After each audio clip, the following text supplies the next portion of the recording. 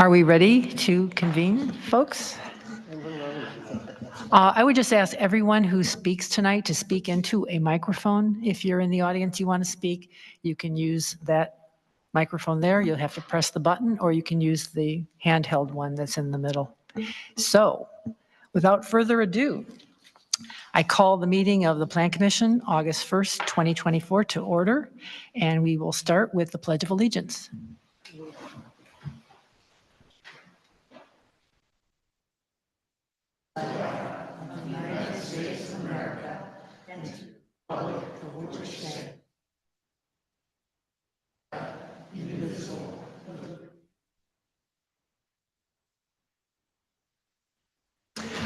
Roll call, please. Chairperson Brightcoff. Here. Commissioner Blaylock. Here. Commissioner Greditor. Here. Commissioner Levin. Here. Commissioner Marshall. Here. Commissioner Romanelli. Here. And Commissioner Rothbard is absent, but we do have a quorum. Thank you. First item of business is the approval of the minutes from the July 10th, 2024 meeting. I'll entertain a motion to approve. So moved. Any discussion? Yes. Okay, Sherry. I'm not quite sure how I understand or misunderstand this.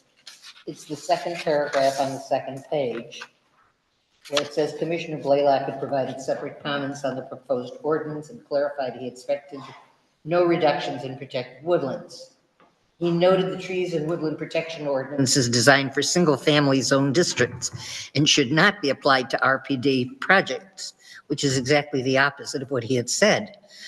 Commissioner Blaylock stated that the ordinance should not automatically allow removal of protected woodlands. Now, there's a he in there, and I don't know who the he is. But whoever noted that the Tree and Woodland Protection District was designed for single-family zone districts and should not be applied to RPD projects, which is exactly the reverse of what Commissioner Blaylock had said and continued to say afterwards. There's a he there, and I don't know who the he is. So my understanding is that is consistent, and they were all Carl's comments. But Carl, would you like to respond?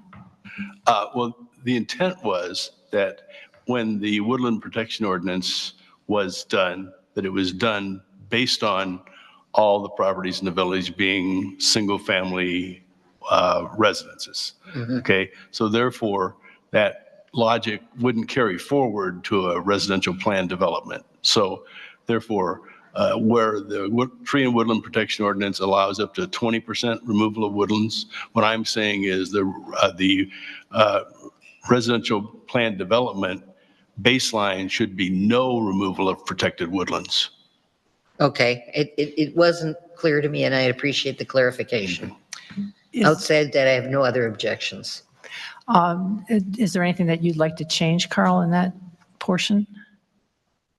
No, I don't think so. Okay. Are there any other questions or comments? All in favor of approval of the minutes? Aye. Aye. Any opposed? They are approved. Thank you.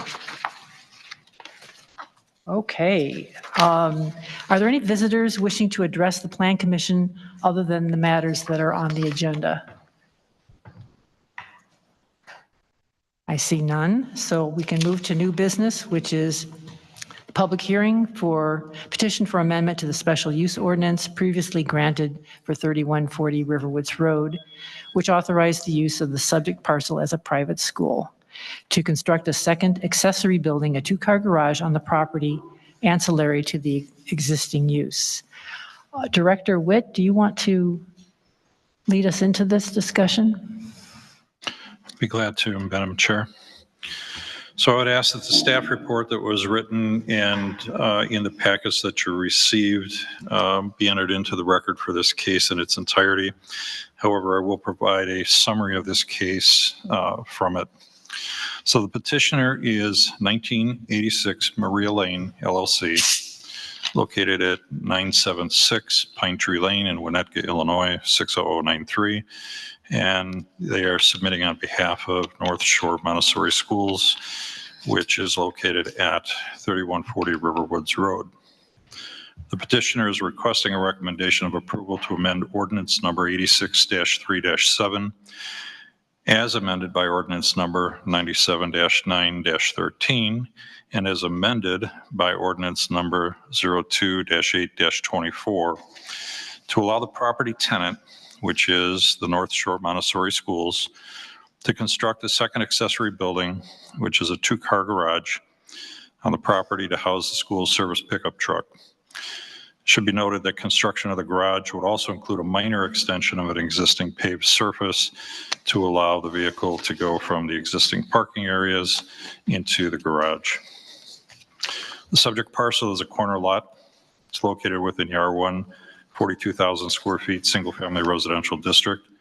The current use is a private school, which use is limited to preschool and elementary school grades under a special use permit with certain conditions. Notice of this public hearing was provided as follows. It's published in the Daily Herald newspaper on July 3rd, 2024. 2 signs notifying the public of the hearing were posted on the subject property on July 12th, 2024.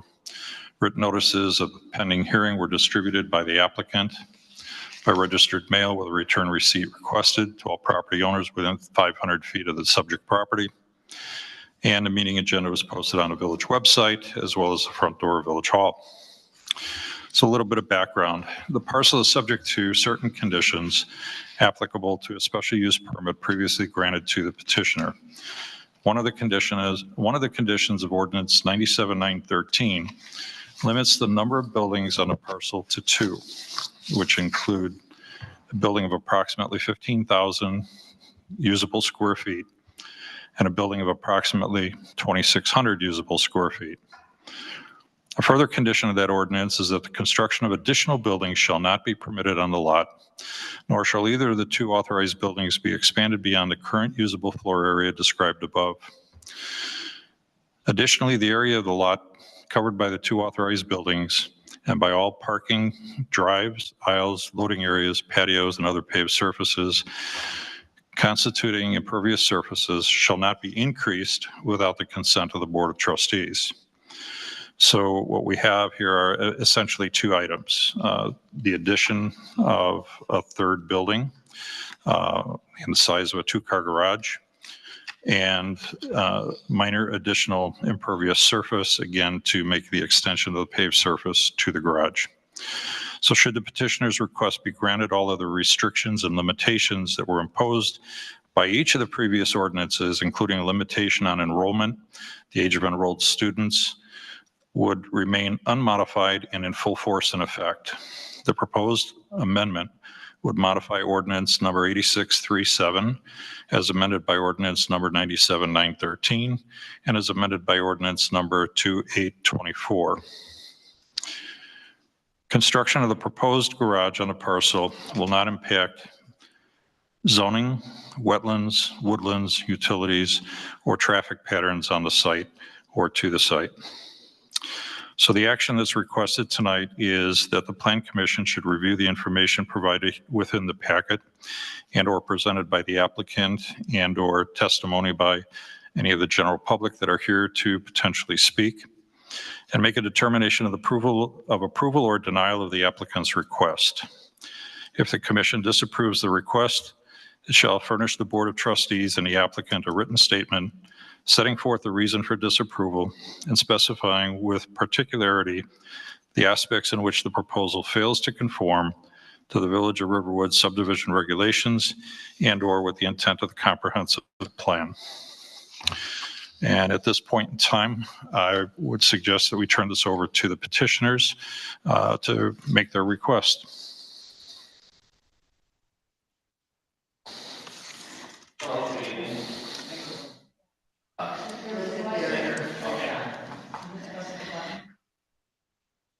It should go green. Is that on? Okay. Okay, thank you. Good evening. My name is Doug Cambick. I'm here as the petitioner, as representatives. Last name is Kambich. And I'm here as the petitioner, as an owner of the property, also as a representative for the school. I think as what was mentioned is we are here requesting a modification of our special use permit. The only modification just being the allowance of constructing a two-car residential building on the property. And it's mainly to be used to store the school's utility vehicle that we utilize for moving materials and things like that for the school purposes. The building, I think there's been a kind of a rendition that's been passed out that I think each of you have in front of you. The intention is, so we want to build a two-car residential garage that blends in harmoniously with the property, with siding to match the color pretty much of the building that's right adjacent to it, roofing material to match the main building, because this will have to be a sloped roof versus the adjacent building is a flat roof. Pretty much so it blends in with our property.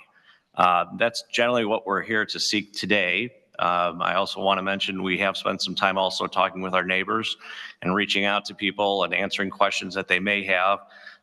As being part of the community since 1986 when we first opened the school, we want to make sure we're being good neighbors to the people who live there full time, as we're there mainly just during the weekdays to conduct school business.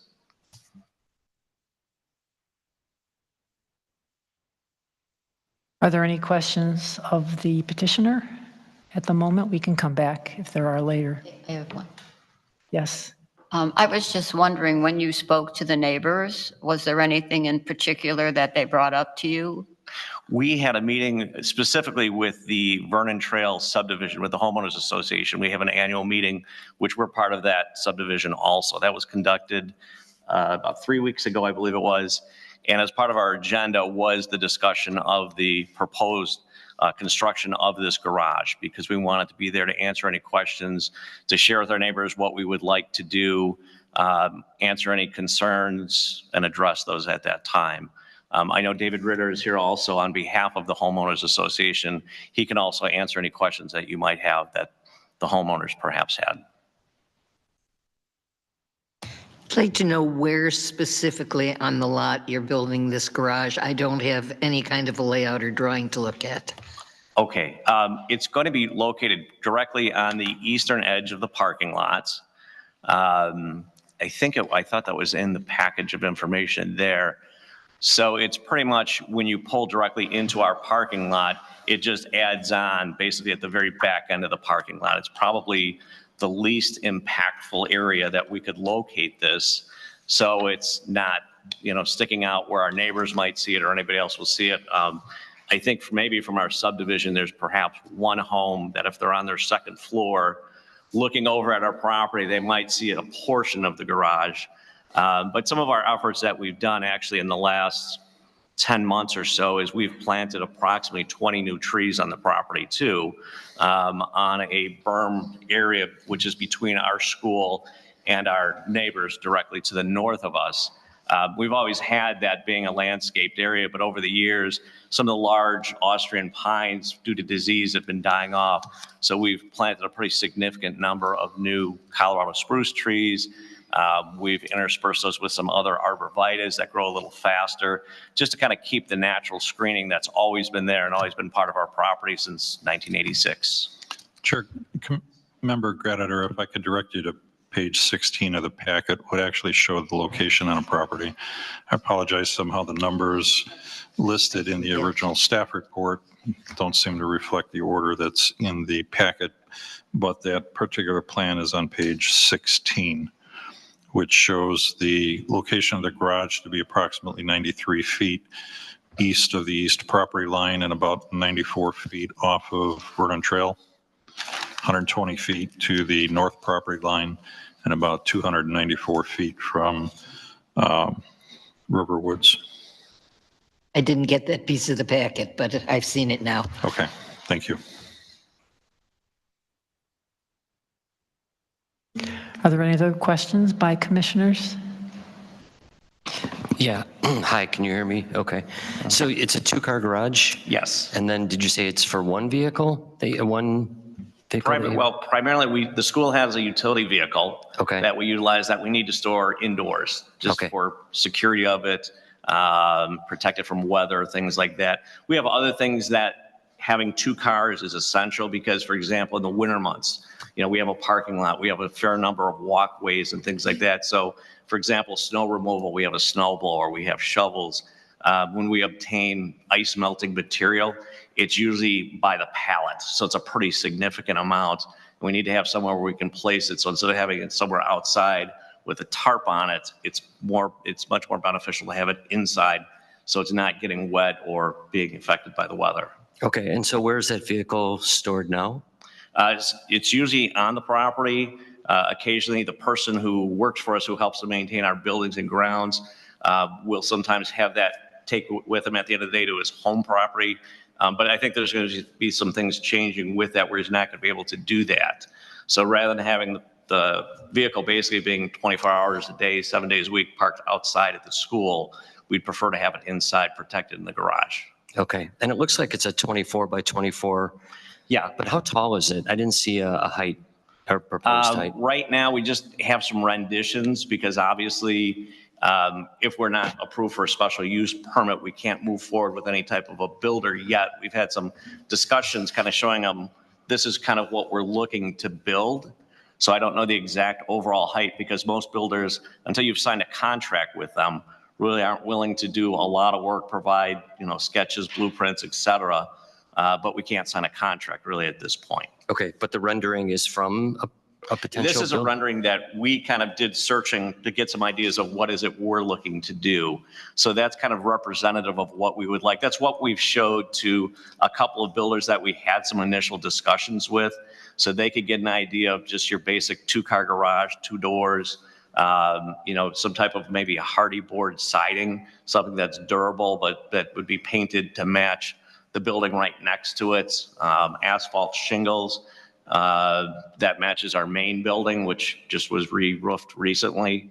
So we wanted to blend in with the other buildings on the property. Okay, and then currently behind that area, are there trees? Is it open land to the, because you're like 93 feet off the lot line. So what would be between the garage and the lot line? If you look to the east of that, or what would be behind that, first of all, there is a bermed area. There's actually a lot of vegetation back there right now. Our neighbors directly behind there also, they have a fence and they have a lot of vegetation between there too. Okay, so I live in that neighborhood, but on the other side, so I don't see your property. I know in the summertime it's very green and you can't even see your neighbor, but in the wintertime, it does thin out quite a bit. Mm-hmm. So I don't know if you've taken that into account, that maybe you would put something back there? That's something we could take a look at doing, but as I said, there's a berm. There's a very significant size hill to our north, and that also kind of wraps around the rear of our property too. Okay. Past where this building actually is going to be located. It's not a 20-foot tall berm that completely blocks everything, but it's pretty significant size. Okay, and then will there be lighting on the garage as well? There probably will be a basic for lighting, like by an entrance door, so you can see, because Riverwoods tends to be very dark in the evenings and things like that, but it would just be very basic type of lighting. Okay, thank you. And what hours will lights be on? Will they be on all the time, or? We have, Tony Campic, who's also with me, I know we have general security lighting on the property for make sure there's not trespassing going on or things like that. I don't know the exact hours of when it's on. For the lighting around the garage, the side that faces the parking lot.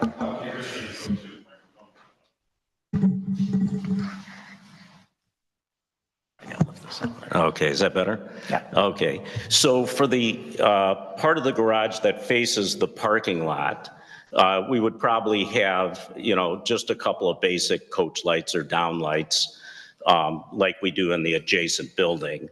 But on the other faces of the garage that faces the yards and so forth, we don't have any plans to do lighting. And how long do the lights stay on? Well, the lights on the building itself are 24/7, so basically whenever it's dark. Parking lot lights right now shut off at 6 p.m., so they're only on, during the time that we're there in the winter, actually. Okay. Okay? Thank you. Thank you. Any other questions? Okay, are there any people in the audience that would like to address? Please step forward and state your name and address.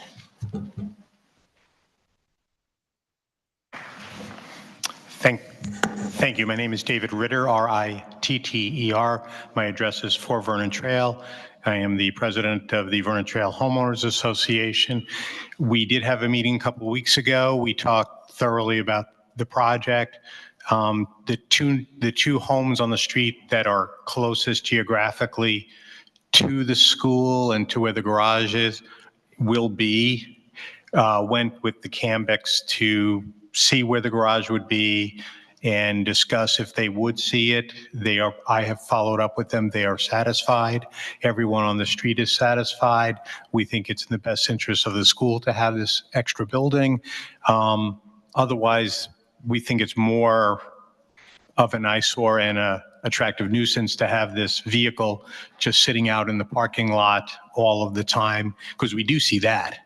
And we think it's best that this vehicle be locked up in a garage. We are comfortable with the lighting situation on the school. We're comfortable with what the structure will look like. They have planted a significant number of new trees, which will certainly grow.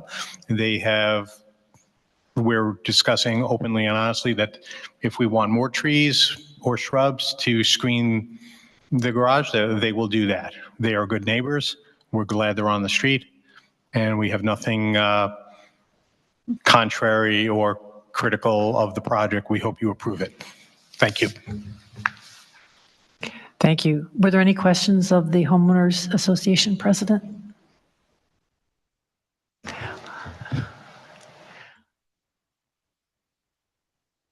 Sorry. Well, there weren't any, so. Okay. But thank you. Thank you for returning. Are there any other people who'd like to speak? Yeah, please step forward, state your name and address.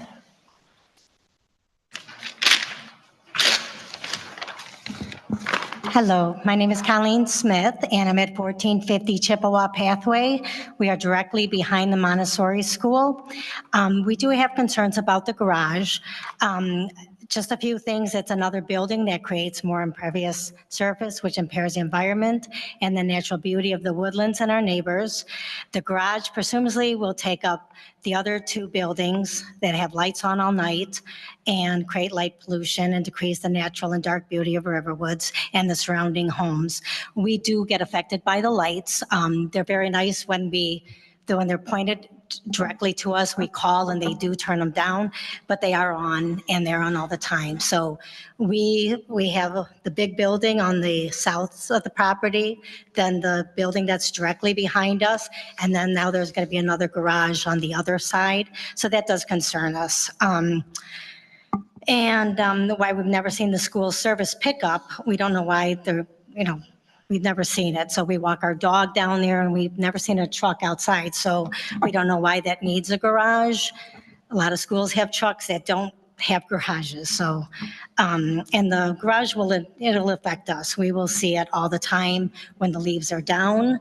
In the summer, it's very canvassed, but in the summer or in the winter, we have a full view of the whole Montessori back buildings. And this current special use ordinance only allows 2 buildings, and we don't understand how the amendment improves Riverwoods, neighbors, and the ability to provide a quality education. A couple things, when we bought our house in 1994, there was a small building directly behind us and a small school close to Riverwoods Road. 20 years plus maybe, they built a large school, and we feel that should have taken care of all their needs at that time. So thank you very much for your time. Any questions for the neighbor? Thank you. Thank you very much. Please step forward. Tom Boyarski, 1380 Indian Trail Drive. Last name spelled B like Ben, Ojarski. I've been a neighbor of the school since 2001. My son actually went there for a few months. I have nothing against the organization, but I think from a broader perspective, many property owners throughout the village of bigger parcels and bigger commercial or residential buildings don't really take care of the drainage issues associated with elevation, associated with lack of infrastructure that would put that rainwater in the right direction that wouldn't affect others. So, for example, behind the Montessori school, there is also a constant stream of water going through the bike path. And as far as being a good neighbor, for a number of years, the landscaping contractor has been dumping landscaping debris behind the fence that I think they own. So I'm just wondering how this project is going to affect people in the back of the school, or south of the school building, and I've seen nothing done about that for 23 years, as long as I've lived there. So if the ordinance was structured in such a way and then amended that allowed for construction of whatever they've needed over so many years, I'm not sure if we have to agree to just another construction project, since they failed to take care of some needs of the neighborhood, which might be particular to the area or Indian Trails division where I live, and may not affect people who live at Vernon Trail and apparently have a different opinion. But I would like you to ask for more information, and I would ask them to provide more information about how it's going to impact all neighborhoods, not just the Vernon Trail street subdivision. Thank you. Are there any questions for this person? When you say there's a stream running behind and that there's construction debris dumped or landscaping debris or whatever it is, right? What kind of a stream? Is this a permanent stream that just happens to be there, or is it runoff water? Well, it's probably more of runoff water because on a dry day, the bike path dries out as well, that part of it. But there's some kind of a drainage going from the pipes or storm sewer or something that goes under the path. I think it connects to the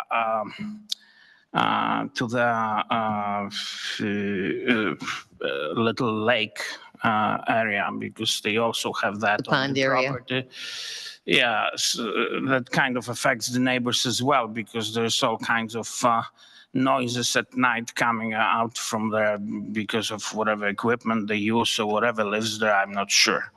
But the debris that the landscaping contractor was dumping for a number of years was mostly like leaves, grass, and small branches and things of that nature. So I think that whatever was there behind the fence that would help drain the water probably it was obstructed by whatever they were dumping there. So, did you let the people at the Montessori school know that there was a problem? I called a while ago, and I think anytime you call, their secretary answers. So I told them to ask the contractor to stop doing it, but I'm not sure if they stopped really. And is it still continuing? In the past they used to do landscaping on Sunday, and it's against the ordinance. So now they do it on Saturday, which is less of a nuisance. But I'm not spying on them, so I cannot say what they are doing right now. But do you see continuous applications of debris back there, or is it one time? Or it's quite a lot there, so it's accumulated over the years. It's probably on my property partially and property of my neighbors, so it might be also just on the edge of their boundary, because I'm not sure where the fence is that seems to belong to them. Is it right on the border? But it's an old fence that is in a poor condition, so it doesn't provide protection as it should to the kids that go there. So the property was well maintained overall, but there are issues like with another bigger property. You know. Thank you. Thank you very much. Would anybody else like to please step forward? Well, good evening. I'm Noreen, Norine McCarten, MCCARTEN, 1480 Chippewa Pathway. Our property also backs right up into the Montessori school, but at a bit of an angle. We have on our west wall, we have windows from the ceiling all the way to the other side. So during, when the trees are not leafed out, then we can see part of that property. I have a couple things to say. One, I'm concerned about the garage not having any specs. I think before anything happens, we need to know how high that roof is going to be, and what are the dimensions of that, and a rendering that would show it within that our property would be very helpful. The other thing I didn't hear is this truck specific to this school? My understanding is that there are multiple Montessori schools apart. Is that correct?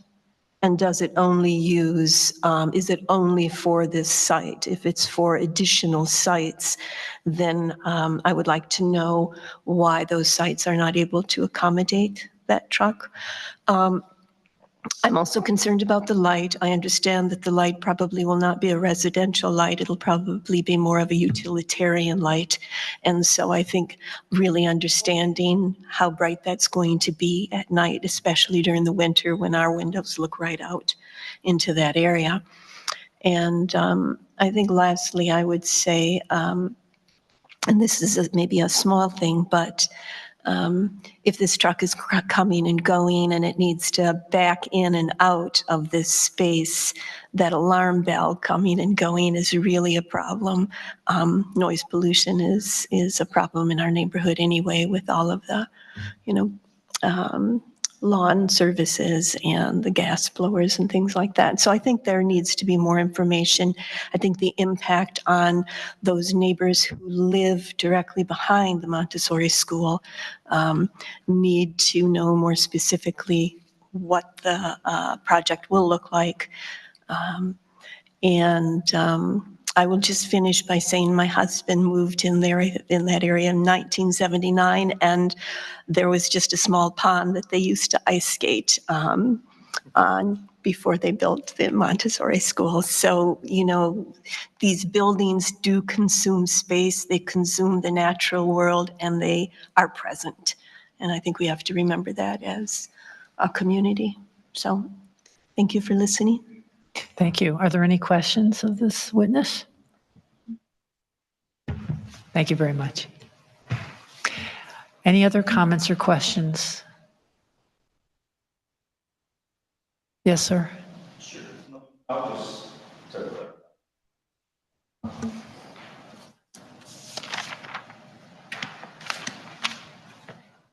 I'm not aware of our landscapers do not dump on our property. I think what he might be referring to is my 85-year-old mom clips branches and she was dumping them on a part of the property she thought was ours.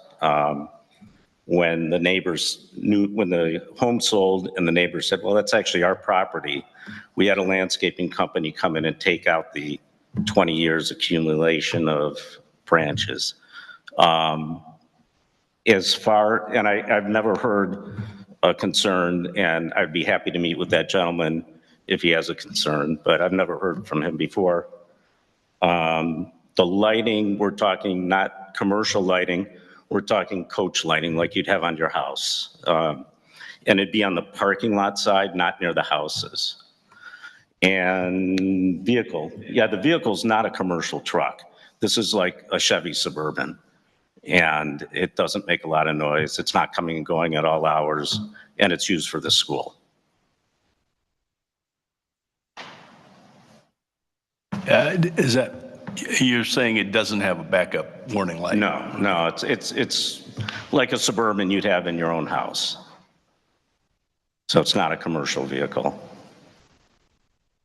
And the height of the garage would not exceed, what the building code is. I think it's 18, 19 feet tall, something like that.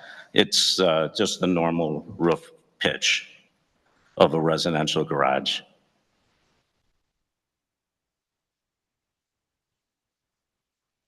Any questions? Thank you. Okay, thank you. Yes, sir. Step forward, please.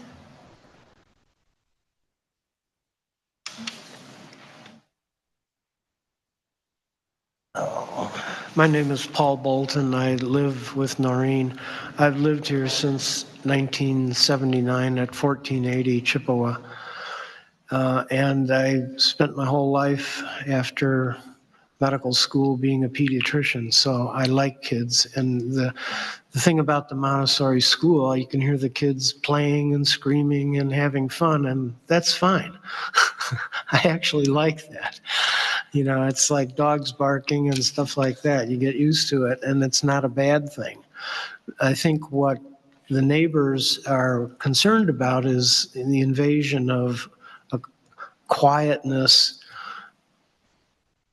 when the kids aren't there, and unnecessary noise from, maybe maintenance work that would need to be done if there's more buildings and property additions put in. And I think that the most important thing, an important thing, of course, at night, it's really kind of nice to have some lights not shining in your windows and things like that. It's okay if the moon comes in and the stars and stuff like that, but having all these parking lot lights on is kind of, it's like living in the city. And, that's why we live in Riverwoods. It's in the country, in the forest preserve, basically. So that's all. I love kids, so when they're screaming all day and having fun, that's fine. It doesn't bother us. And, they're good kids, and they're having fun, and we support them, and the school that takes care of them. And we're just asking for support of neighbors about some of their needs as well. Thank you. Thank you. Any questions? Madam Chair. Commissioner Romanelli? I was just wondering if there could be clarification on the item brought up just now about parking lot lights. The only lighting you're talking about is actually the lighting on the garage, which would be residential lighting. Yeah, by your front door. Your front door light, the garage lights. There's no parking lot lights. They shut off at 6 p.m. And then if you could address what Mrs. Smith brought up about they live right behind, but maybe you could use the microphone and who would want to address that. They brought up some concerns about being able to see things, and have you addressed that? The area between the school building and the Smith's home has downlighting that comes down from I'd say about 10 feet.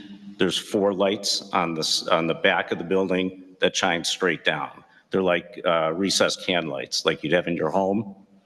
And similarly on the sides of the building, probably closer to about the 7, maybe about 8-foot mark, there's some downlighting, but there's no floodlights. The floodlights that are in the parking lot only shine in the lot, and they're only there till we leave, and they shut off at 6 PM. And that lighting you're talking about that goes down 10 feet and 7 feet, that's not new. No, that's been there since 86, 1986, same lights. And then what about the screening that they talked about? Is that where you planted these 20? It's not. It's the place we planted the trees are adjacent to the north end of the property. They're kind of in the east end. So behind the garage, there's probably 50 feet of grass area, then a berm, and then some wooded area. There's a fence, and then the Smiths have some trees on their side of the fence. But in the winter time, those trees would not really have any leaves, obviously. They're not evergreens. And the fence between our properties is probably about 6 feet tall, stockades type fence. And that's about 90 feet from the back of the garage. And probably 120 feet from the back of the school building. Thank you.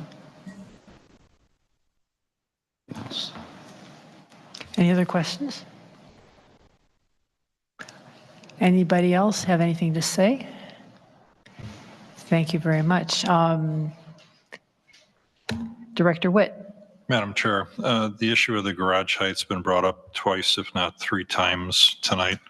I would just like to note that the zoning code requires accessory structures like a garage to not exceed 15 feet in height. That dimension is taken from the eave to the ridge.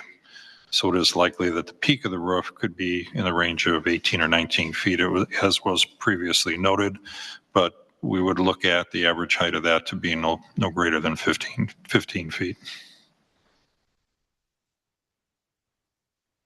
Thank you. If there are no further comments, we can close the hearing and have a discussion. So, commissioners, do you want to make any comments or questions? It seems to me like there's some issues with the neighbors that need to be addressed, but I don't think the garage that's being requested really impacts those issues. I do think that it'd be a good idea to maybe work with the neighbors and resolve some of those issues, just for good measure. Maybe some of the lights need to be re-aimed or something, but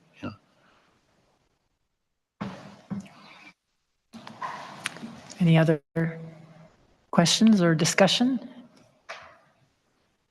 Well, just a small comment, because we got rid of all of the lighting behind our house. We found that it bothered the neighbors.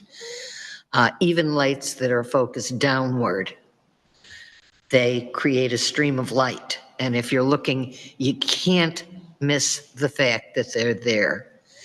And if they are bothering the neighbors, there's got to be some way to light with some kind of shielding so that you're not hearing your neighbors saying, hey, we look out in the dark and it's beautiful, and then we don't have dark anymore, we've got the lights.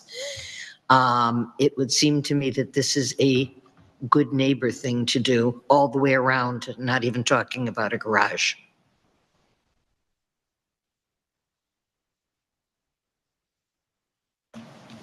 Any other discussion? Okay, I guess the next item would be to vote on whether we approve this application. I'm wondering if we might put some conditions on the approval if we feel that there should be. The one thing I'm concerned about is that we don't have a true rendering. And yes, I understand that it's hard to get a quote from a builder when you don't have approval and you don't want to enter into a contract. But there is a wonderful word called contingency. And you can always say, we need a drawing to present in order to get approval, and we will accept it, and if it's fine, we'll contract with you with a contingency that if it is not approved, it goes bye-bye. And a lot of builders will do that. So you've got a possibility, I think, and I can't say for sure because I haven't put a garage up in a very long time. But it would seem to me that you have the option of doing that so that we can see and the neighbors can see what the impact a garage would have.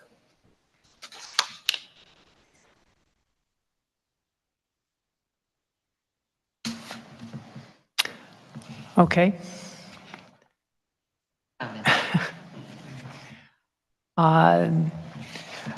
The applications before us, we should vote on whether to approve the application.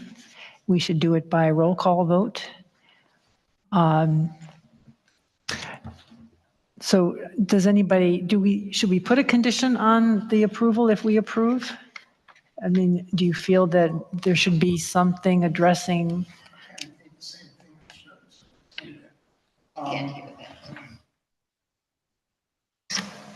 It's not putting a control on it, but I think maybe just some other eyes.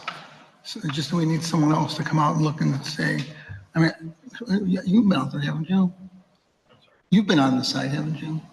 No, I have not been to the site. But I just think another set of eyes of someone who would tell us, yeah, it's important or it's not such an important thing. Get what they feel, because like right now, it's like I can't envision it. No. So are we saying we would only? Are you saying we should not vote on it, or you want to vote against it, or you want to postpone it, or I mean, Postpone. what you want to postpone? I would too, because I really need to see something. I really need to have something finite that I can approve. Right now, I'm approving, the word is a Luftgeschäft. It's a building in the air. And I can't do that in all good conscience, both to the applicant and to the people who are not comfortable with it. Yes, sir. Speak to the microphone, please. Through the microphone. Please speak through the microphone. I just wanted to address, that was the point of providing a rendering, because what we're looking to do is pretty much what you're seeing in front of you, and that's what we did use when we spoke to a couple of builders, because we wanted to make it clear we're just looking to build a basic two-car residential garage that would look like this, what's right in front of you. So basically a 24 by 24 building. They're all going to pretty much look the same. The question is what kind of siding, and that's why we have a rendering kind of showing what our siding would look like. What kind of shingling, something that would match our existing buildings. So it would blend in with the other buildings that you see onto the property. But basically it's a 24 by 24 foot structure, which regardless of who the builder might be, they're pretty much going to be the same thing. But you see, that's all well and good. And that doesn't answer what's going to be line of sight for the neighbors for me. I don't have anything solid that I can vote on. I can't, because I can't envision, I mean, I know what a residential garage is. Sure. I have one. Sure. It's a detached, I'm very familiar with it. But I don't know how the garage, the lighting, the establishment, the location is going to affect the pleasure of your neighbors, because I can't see anything that's finite here. I think the only way you're going to see it is if the building is built. To actually, I don't know how If to I had line of envision the sight structure. drawings, I could see. But I can't buy, gee, we'd like to build a 24 by 24 two-car garage, and it's going to be a residential garage. Right. And we're going to have limited lighting and all the rest of it, which sounds terrific. But then I hear from neighbors who say, it ain't so terrific, and it's bothering, it's ruining our pleasure, the lights that are already extant, and now we're talking about adding more. I need more than I've got. I mean, I suppose if the lighting is a concern, the lighting on that building, on that garage would not face any neighbor.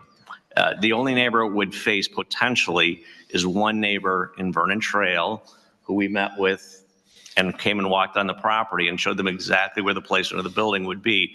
There would not be lighting on this garage facing east toward our neighbors here. It would be facing only in the westerly direction. So they're not going to see any additional lighting from their properties. It'd be like if the lighting was behind you, you're not going to see it. And they won't see it either because it won't be lights on that side of the building that affects them. There won't be any lights at all, no security lights around the back of the building? Not on the back of the building, no, no. How about on the sides of the building? I don't Nothing? think we need to have that on there either. I mean, there are certain lighting on the property that remain on for security purposes. I 'cause we've had- understand, that's why I'm Yeah, asking. we've had vandalism at the school, which is kind of tragic that we're the only school in Riverwoods and, people thought it was great to go and vandalize a preschool. So we have to have that on for certain purposes like that. But we're not adding additional lighting that would impact any of our neighbors. Okay. Still don't know if I'm comfortable, but okay. And I think also, as Mr. Witt had pointed out too, the garage that would be built would conform to all building standards and codes of the village.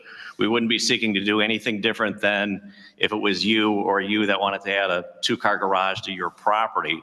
It would be the same thing. It would be conforming. It meets the setback requirements, meets the building code requirements.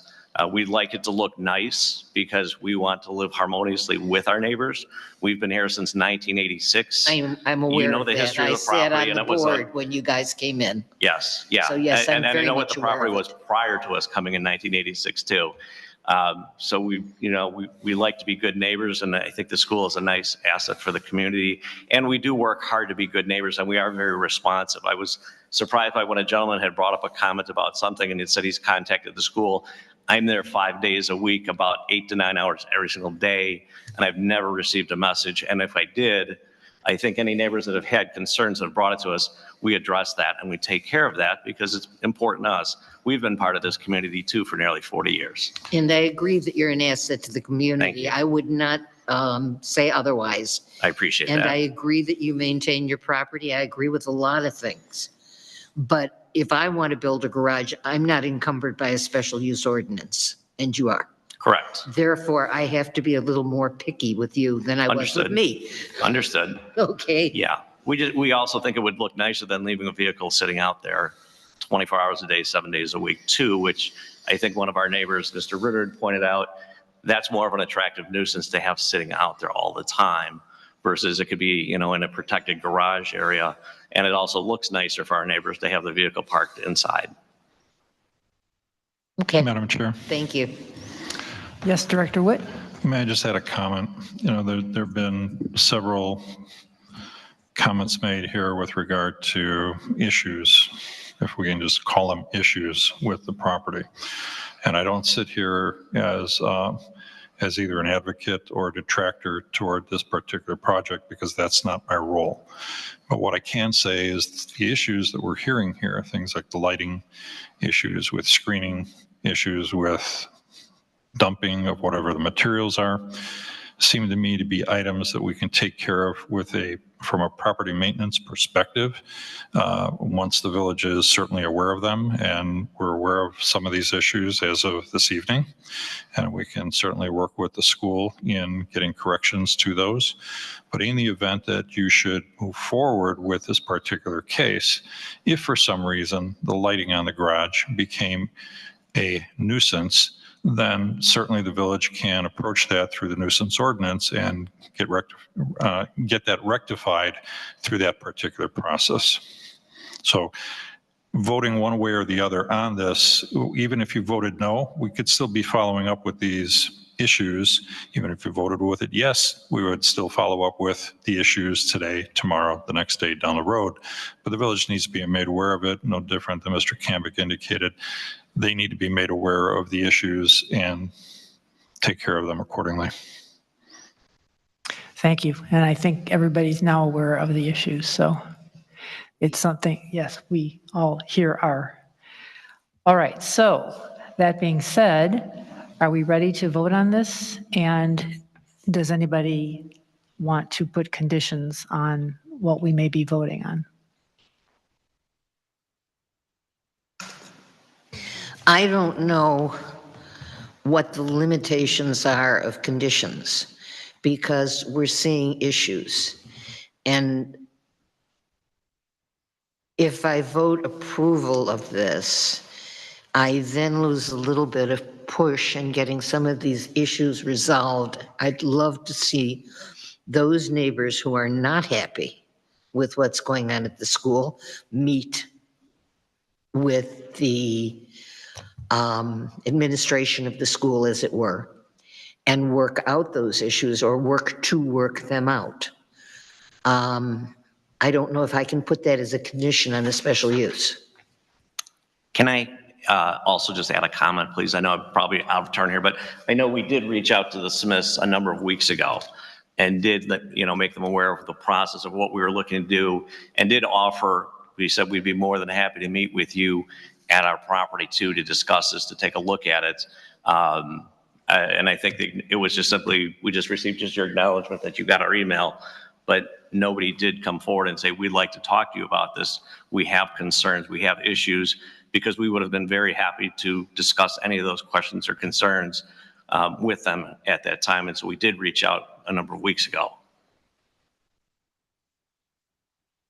Well, one thing we could do is just postpone this. I mean, close the hearing, postpone it until next month. And in the interim, expect the school to meet with neighbors and take care of some of these issues, working with Director Witt. That sounds like a good plan to me. Do we need a motion to do that? I think we should, yes. May I add a comment before you vote on that? Certainly. The window is closing for us to get this project done, because I understand, I know this is the first step that you would like to hear from us as far as our petition, and I know the next step, once it's resolved, decided one way or another here, if it is approved, does have to go to the village board. The village board still has to approve it, so we have a certain timing going there. What's happening is the construction season is closing. When we had some initial discussions last fall, just thinking about this idea, a lot of builders were already starting to tell us in September, certainly by October, we're done. We're booked, we cannot build at this point. So it pushes any potential to have our construction done out of the season, and now we're pushed into perhaps April of next year. Well, with all due respect, your timing is not a problem. It's not our problem. I mean, I understand what you're saying, but we just got this a week ago, so I will entertain a motion if there is one.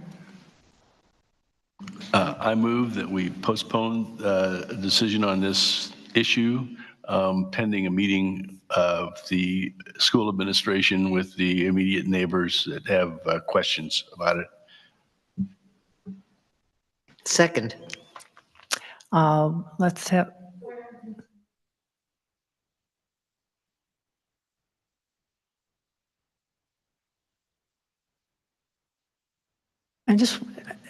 I'm trying to think, are we continuing the hearing? The hearing has been closed, so we're just continuing our vote.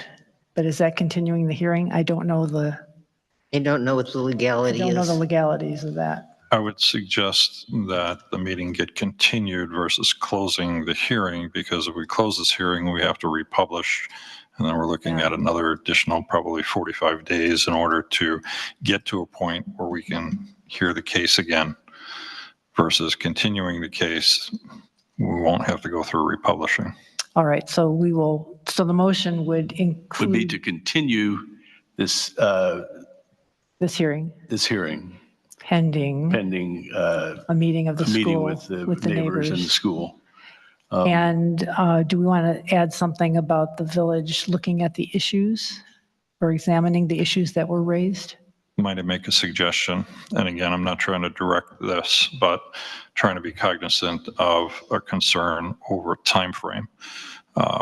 We've had in a case of subdivision of plats gone through with a recommendation of approval with certain conditions, that certain conditions are met. If it would be the commission's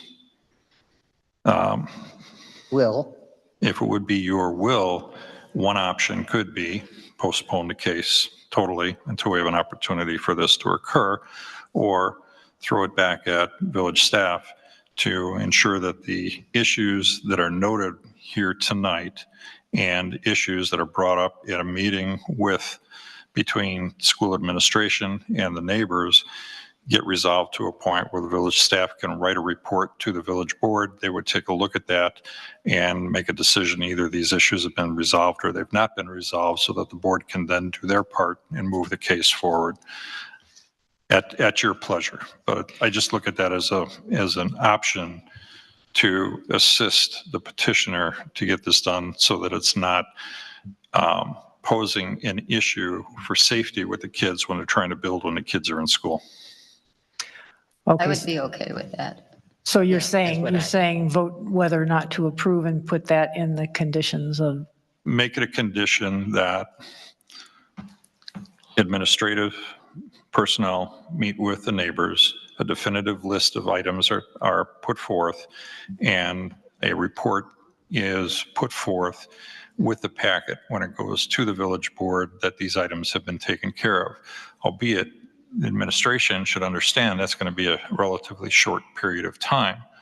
But if that's what it takes, that's what they need to do. It sounds logical. do you want How to do we phrase it? withdraw your motion? I withdraw my motion. I'm sorry. All right, so it sounds like we're back to entertaining a motion whether to approve the application with the conditions that Director Witt just specified.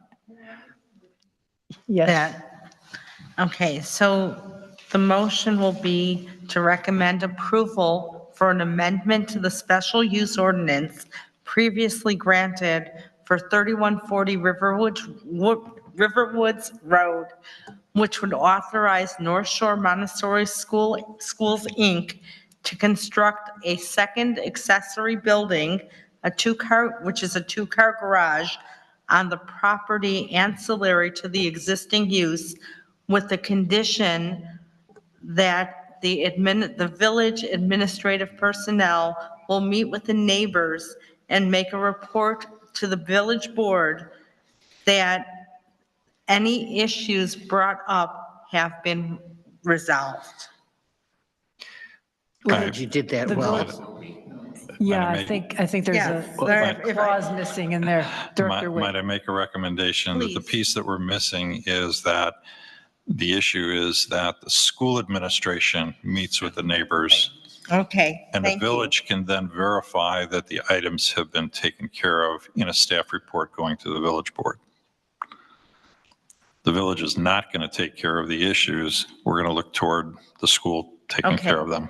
Can I rephrase just the condition? Please. That the condition that, with the condition that the school administrative personnel will meet with the neighbors to resolve the issues, and village staff will make a report to the village board showing the issues have been resolved. That seems reasonable. The only thing that caveat that I would put there, but I don't think it goes in there, is that we have to be cognizant that there has to be a willingness between administration of the school and the neighbors to get together in a timely fashion in order for this to occur. Well, presuming that they want it to occur, so it will occur. So, Yeah, it would seem to me that the neighbors who have issues would be more than happy to have them resolved by the school, and that if a meeting of the minds can be met, then we can go ahead with this. Yeah, the answer is absolutely yes. We would be more than happy to meet with any concerned neighbors, and we can discuss the issues. We can talk about what could be potential resolutions to those issues. Yes, and we'd be happy to do that right away. Maybe not tonight, but tomorrow or Monday. tomorrow Sure. is I good. mean, the answer is that we'd love to do it, but we don't have issues. So if you, the neighbors who have issues, aren't willing to talk to the school administration, then they don't get resolved. And so in order to do so, you have to step up and speak to the school and then let the village know that there's been resolution. Is that fair? Laying it on you guys? Would it be appropriate? Yeah. You have to, if you have issues, you need to talk directly to the school administration, and then let us know that it's been worked out, resolved, something's been done, so that we can put this clause on an approval and send it in and say that the issues have been resolved. That's something that has to happen between you and the school, not between the village and the school, because we don't have the issues you do. Yes, indeed. The Montessori school needs to know who of you have problems. We'll be happy to They take can't anybody's reach out names and unless you phone let numbers. them Yes, know. We'd absolutely be happy to do that. We can meet at the school. We'd be happy to show you exactly where the proposed building would be located, answer questions, concerns, work together. I mean, yeah, we're part of the community and we want to work together with everybody in the community. And in the spirit of resolution, it Yes. seems to me that you've got people with issues on one side and people who can resolve issues on the other, and we're extraneous to that. Because we have no knowledge of the issues unless you come forward and tell the school and then tell us it's okay. But Noreen is a former school teacher. Actually, the hearing has been postponed, or it may be concluded if we're going to be voting on this, so, but the, yeah, hearing from the audience has concluded. might I add one more thing? Yes. Considering the short time frame we're talking about here.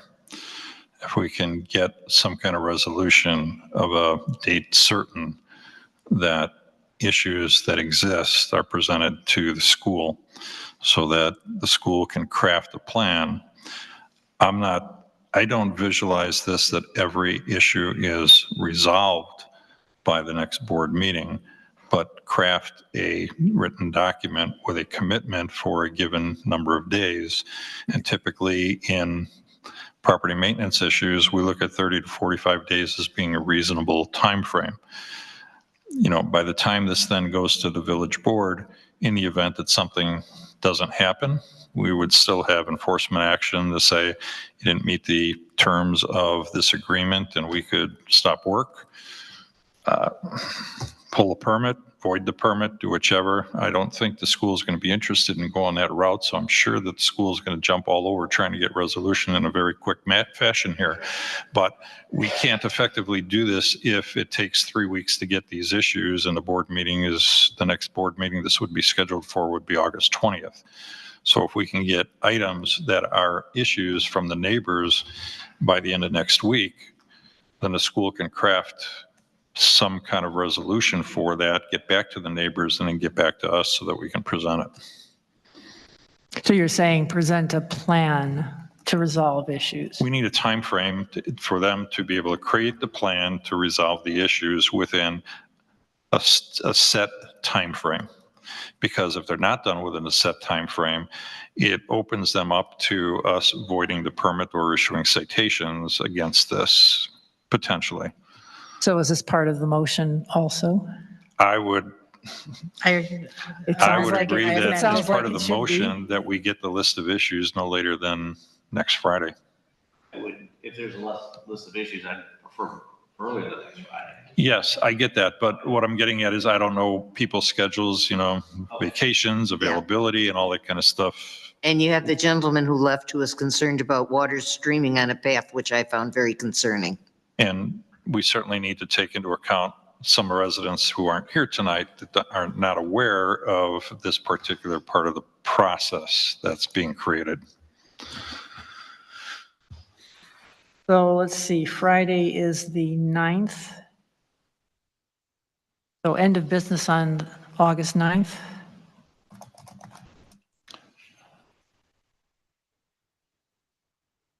That would be for residents to bring forth issues that they are concerned about. All right, so we need to look at our motion again. So now what do we have? Okay, I'm not So sure I sorry. have this Getting very exact. convoluted. It's getting a little convoluted. So the condition that the school administrative personnel will meet with the neighbors and gather a list to resolve the issues no later than August 9th. Then village staff will make a report to the village board showing that the issues have been discussed, and a resolution will be made within 45 days. I'm not sure I got the 45 days correct.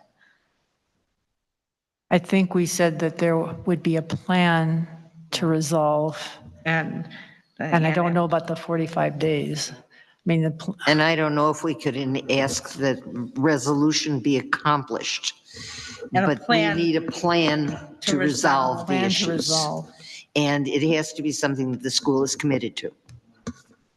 Right, and that plan would need to be submitted for village board approval by the 20th. So it gives a week to get issues, gives a week in order to create the plan with all the dates and make the agreement.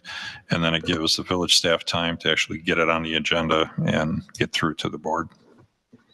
And then your time frame is being So met. what is that date that it has to get to staff, the village staff? The 16th. To get to village staff?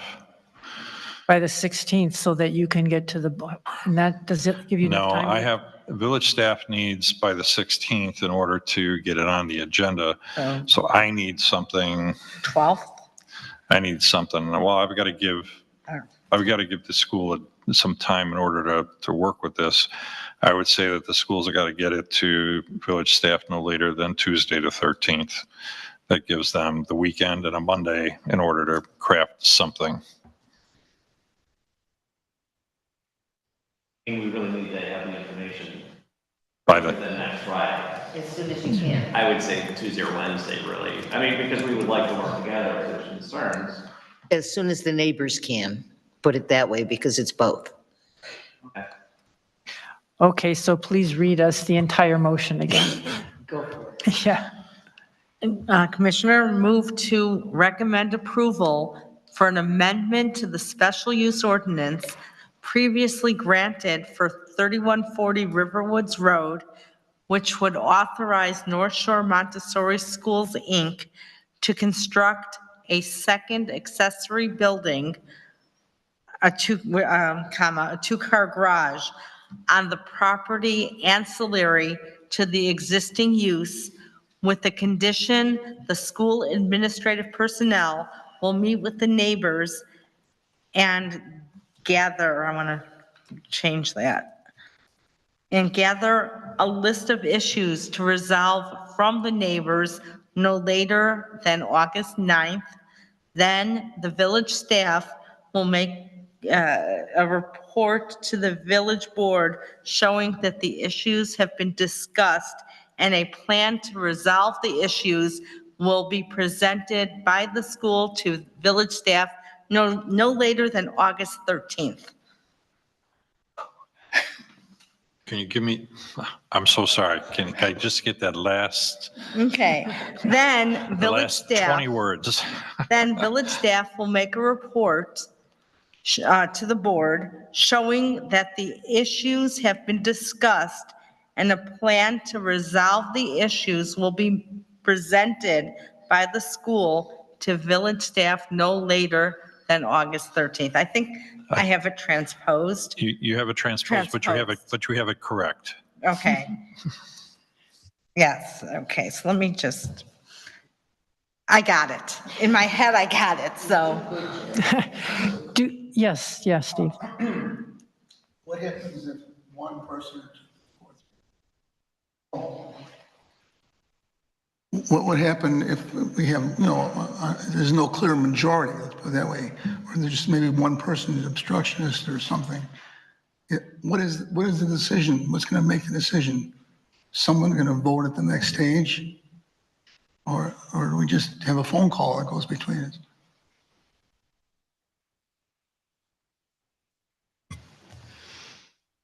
I'm willing to trust Montessori School, which has been a good neighbor, to come to us straight with the issues that they've gotten.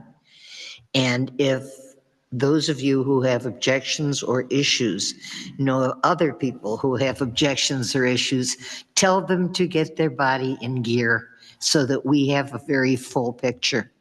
Because what we want to do is we want to help Montessori, which needs its ancillary building. We do not want to do that at the expense of neighbors.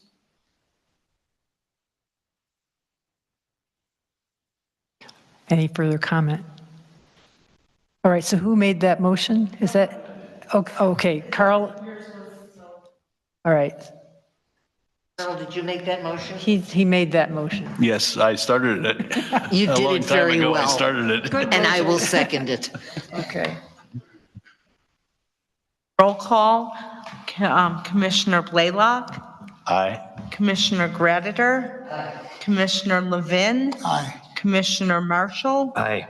Commissioner Romanelli, Aye. and Chairperson Brightcroft. Yes. Motion passes. I'm not sure what we passed. You passed that motion. Yes, We approved it with a condition, with those conditions. it was a good move. All right, thank you all for that discussion. We still have more for our meeting, but hopefully we can move through it pretty quickly.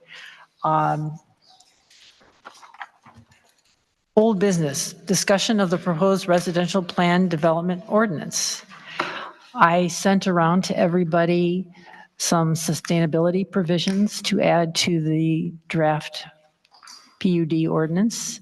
And I'd like to know if you have any thoughts or comments or questions about those provisions. I thought they were beautifully done, very frankly. Well, thank you. You're welcome. I'm not always that nice. No, well, I'll take it, whatever. Yeah, no, I thought they were very well done. The only question I had is if we remain with all of the sustainability stuff that's on here, which is pretty stringent, I don't know that anyone is going to want to develop with that basis. So the only thing I can think of is a carrot that goes with the stick and saying that if these sustainability issues are fulfilled, that is basis for some kind of a bonus in building. And that would be my proposal, because they're great. They are terrific. But we're so, can I say demanding? And I want to be demanding, that I don't want a development to be an impossibility. And I think that if some of these, some of them, not all of them, but some of the sustainability issues be basis for bonus of some kind, it might make it more attractive to a developer. I have a comment. Yes. And I agree with what Sherry just said. I think, they're really honorable goals in most cases, but I do think that there could be a bit of an overreach on some of these, and we can look at it individually, but there were a couple places where the word like whenever possible was taken out, which I think we might want to put back in, especially like on page 3, which would be G, when you talk about renewable sources of energy like geothermal and that kind of thing. And I'm no expert, but I think the upfront cost on that for a developer would be rather significant.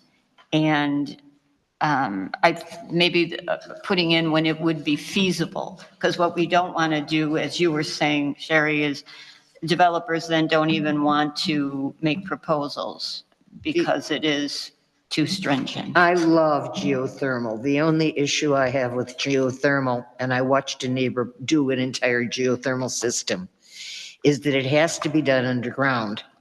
And even that if you're doing underground boring, you are destroying root systems. You can't help it in Riverwoods. They had a very hard time doing their geothermals because they backed into Ryerson. And they finally got it done, but it was a nightmare for them. And it's wonderful, and it works beautifully, and it saves energy, and it is terrific. But it can be a major problem in a development where you're talking about a lot of root systems. So those are the kinds of things that, I mean, I would love to see geothermal. I think it's fabulous. I wanted to do it in my house. I can't. I would lose too many trees. If it could be done, it would be great. If you find a builder who can do it, it would be great. The area we're looking at now doesn't have dense trees in the area that they would be building, but there are trees there. And gee, I'd love to see geothermal. On the other hand, I'm really concerned about it. So I think that those kinds of issues should perhaps be put in rather than requirements as suggestions. And that there's got to be some kind of a carrot because there's no builder that's going to jump without it. I don't believe that would happen. We're talking about very expensive construction, which we should have, which we deserve to have. We're talking about a lot of things. There will be negotiation, and I think we need to leave a little space for that in this ordinance. I don't know how to do it, but I think we should. Okay, well, since I wrote it, I can tell you what I put in there. These are not requirements. These are suggestions. These are examples. It's not required that they put in geothermal. The language is, remember, there's a basic level of design excellence, and then there's the higher level, the enhanced design, and that's where they get the bonuses for doing some of these extra things. So talking about design excellence, which is D on page 2 and 3, the language reads, the applicant's narrative explanation of how the proposed site plan will incorporate sustainable and environmentally sound design such as. So it's an example. It's not, you have to do this. It's an example of the things that they could do. So what they have to show is how they're incorporating sustainable and environmentally sound design. Now, if they're not, then they would say, well, we're not. We don't think it's justifiable and we're not going to do it. And, you know, so we're not including it. So that is, it's not a requirement. It is show us how you're going to use sustainable. Because I think we have said we want it to be, we want them to take sustainability into any design that they're doing. But if we do that, shouldn't we then offer them some kind of a reward for doing what we'd like to see them do? Well, that's where the density bonus comes in. I mean, you want to start with the basic high level of design. You want design excellence. You don't want garbage. You want excellence in design. So part of the excellence in design is coming up with a sustainable, ecologically interesting or important site. We're not going to tell them how to do it. We're going to tell them that they got to think about it. So I agree. It says that the application shall include a preliminary plan, and it does list items. So that's number one. And these are things A through G that we would like to see in a plan. And if they say we're not going to include it, okay, then they've told us what they are and aren't going to do. It's not a requirement. They should address that in the plan. So I think it's fine as is. I don't think it needs to be modified. Number one. I defer. It's okay. And the reason that the whenever possible kind of language is taken out is because it's so weaselly, it's never going to be possible. They're never going to, I mean, you know, you put words like that in to weasel out of things. When it's possible, well, it'll never be possible. When it's feasible, it'll never be feasible. It's too vague. It's good what you did. I like the language. And in any event, I'm sure the board will tear it to pieces, looking at our trustee who's in the audience. I like what you did overall. I didn't have any modifications or suggestions, so I'm fine with the language that you included in there. Thanks. But, you know, if somebody wants to tweak some language, we can, no. I like the way you did it. The board is going to, believe me, they're going to be all over it, so. Of course. Did you want to, yeah, sure. Please step to the microphone. Introduce yourself. Yeah. There's a name badge someplace. Rick Jamerson. Two things. First of all, geothermal, if it's individual residences, you know, if the property gets raised and they do individual residences, geothermal is going to be very, very, very expensive for each unit. If it's a rental property, it won't be as bad because then you can, if they're combined, you know, if they're attached, then you can make the building, you know, one system. But they can go down, straight down or they can go horizontally. Yeah.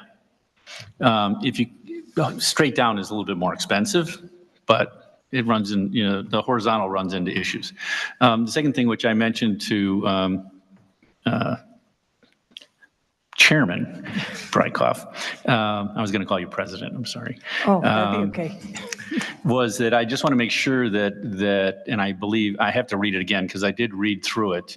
But I just want to make sure that if a developer comes and wants to maintain the existing building, that the things in the ordinance don't make that next to impossible. Because the most sustainable thing would be to keep the old building. Right. So those are my two comments. Yeah, and that's a very valid point. And I did like your sustainability. I did like everything you put in there, so. Well, the whole premise, it's based on, we have the Sustainability Task Force. And the whole idea is to think about sustainability in things that the village does, in particular developments, because that's one of the major issues that faces us.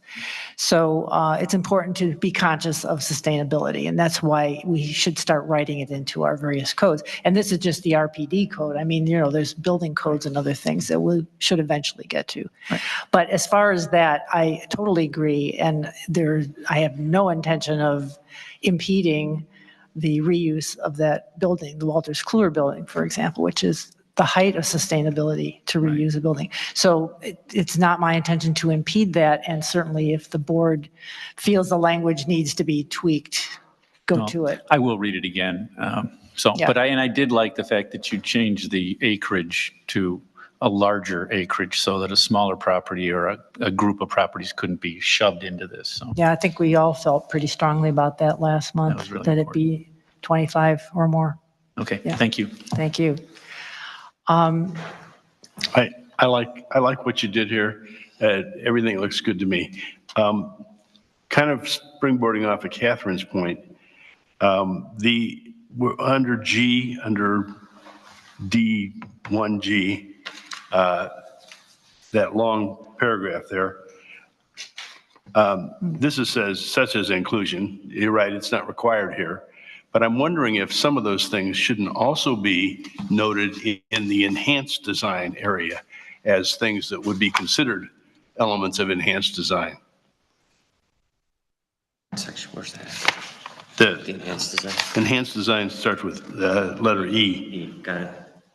And there's a lot in there about enhanced design, but I'm thinking some of those things that you list under that paragraph G maybe should be mentioned again under enhanced design as examples of things that would be enhanced designs. Well, if you look under, and certainly I'll entertain any kind of changes, but if you look under 6 on page 5, so it would be E6, energy efficient design.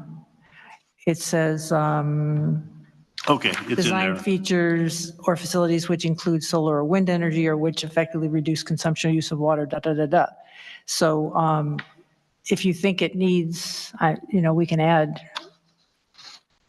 No, I think it's good. I think it's covered adequately under 6. Okay. Any other thoughts, comments, changes? So I will I think we're at the point where we can vote on whether or not we want to make a recommendation to the board to consider the draft RPD ordinance. I sent in some comments on the RPD, and at the last meeting, we spent a lot of time on the 25 acres, but we didn't really address the other points on the list of comments, and I'd like to address those now and see if people agree with those or not. Okay. Okay. The first one was that we need to state somewhere that the ordinance intends to preserve and maintain the character of Riverwoods as a woodlands community. That's not really here anywhere. It starts out a primary purpose of the RPD and goes on with that. But I think we need to say right up front that the whole purpose here is to preserve the character as a woodland community. Okay, so do you have a place that you want to put it into A? somewhere? Let's see. Yeah, I would think right at the beginning of A, that the primary goal would be to preserve and maintain the character of Riverwoods as a woodlands community.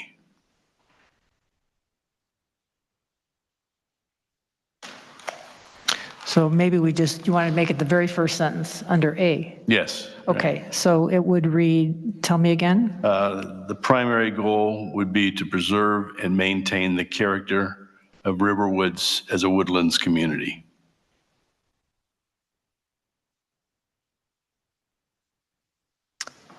To preserve and maintain, just what you have written here. The character Of Riverwoods of Riverwoods as a woodlands community. Yeah. Okay. Okay, the second thing is under A there still, about the sixth line down, where it says preservation of natural sites and high quality projects and so on are the normal results of the plan development process. I don't like the word normal. I think it should be required or essential. I think normal kind of says, well, it's usually like this, but I think we want to say that needs to be results of this process. It's required or essential results of the plan development process. Essential is a good word. Yeah, I agree. I like essential. Okay. Okay. And I think that's it. The other issue was the thing about the woodlands, which I think if we got the minutes understood, I think we're okay for in here.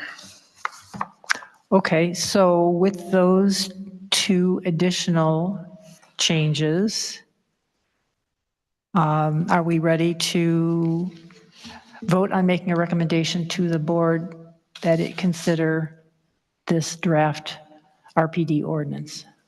Yes. Yes. Okay, so I will entertain such a motion.